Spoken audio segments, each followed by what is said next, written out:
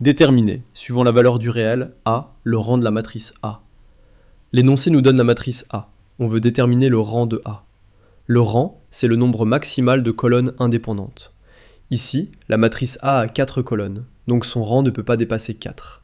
Autrement dit, rang de A est inférieur ou égal à 4. Pour savoir si le rang vaut 4, on calcule le déterminant de A.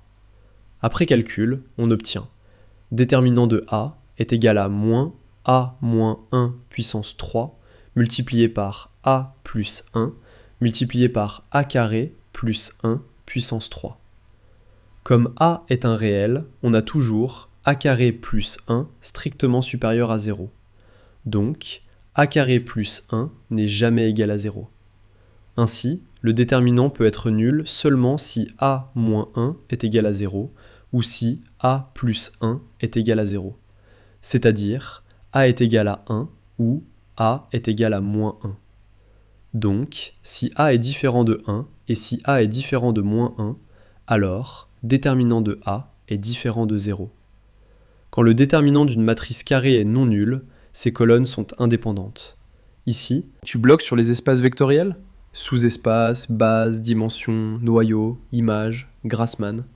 Tout est expliqué pas à pas dans mon e-book, lien en description. Cela veut dire que les 4 colonnes de A sont indépendantes. Donc, le nombre maximal de colonnes indépendantes est 4. Ainsi, rang de A est égal à 4. Maintenant, il reste à étudier les cas particuliers. Premier cas, A est égal à 1. On remplace A par 1. Comme A est égal à 1, A carré est égal à 1 et A cube est égal à 1. La matrice A devient. Toutes ces lignes et toutes ces colonnes sont composées uniquement de 1. Donc toutes les colonnes sont identiques. On a colonne 1 égale colonne 2 égale colonne 3 égale colonne 4. Il n'y a donc qu'une seule colonne indépendante. Comme cette colonne n'est pas nulle, le rang vaut 1. Donc, si A est égal à 1, rang de A est égal à 1. Deuxième cas, A est égal à moins 1. On remplace A par moins 1.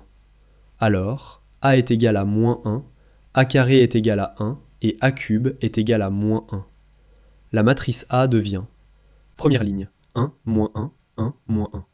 Deuxième ligne, moins 1, 1, moins 1, 1. Troisième ligne, 1, moins 1, 1, moins 1.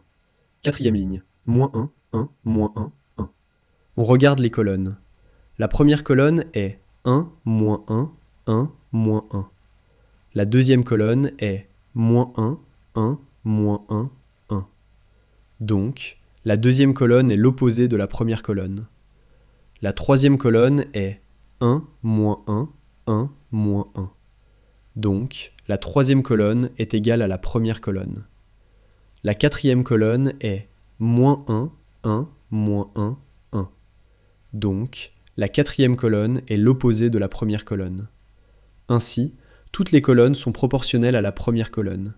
Il n'y a donc qu'une seule colonne indépendante.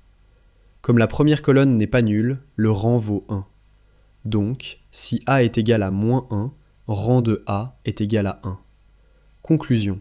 Si A est différent de moins 1 et si A est différent de 1, alors rang de A est égal à 4.